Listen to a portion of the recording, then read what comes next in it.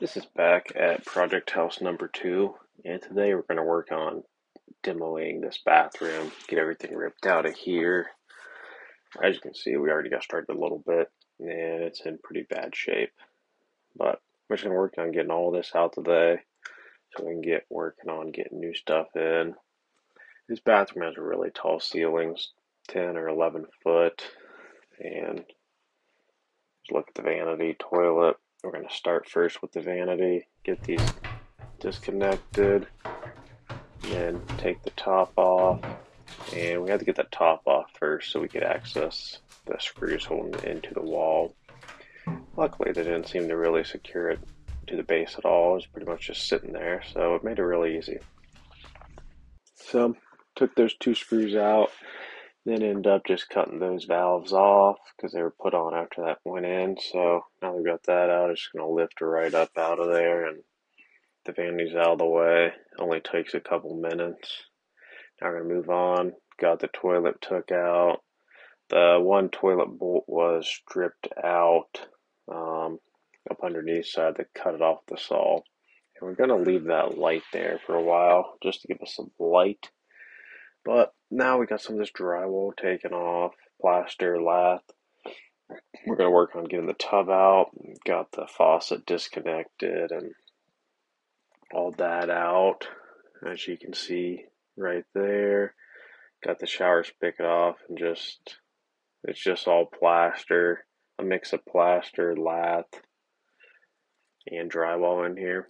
So now in the basement, we're going to cut this drain off and get that cut off. Then we can got the tub out of there. Big, heavy steel tub.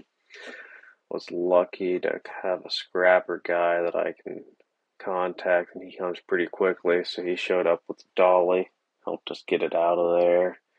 So that was very nice. But now that tub's off, we're going to work on getting some more of this drywall plaster out of here. And here's this window here. It's pretty bad shape, so this window's definitely going to have to be replaced. And we found some daylight when we took the plaster off of this area, so it'll be interesting to see how far that goes up. Can't really see from the outside. And then this window here, I started taking this insulation down, and my hand just went right through that bottom wood plate there. It was completely brittle without any force at all, just broke right through. So it looks like we got some brought wood here that's going to have to be replaced, but that shouldn't be too difficult. It's pretty solid on the bottom, just the first few boards are pretty rough, so we're going to end up having to get those replaced and probably some more stuff around it.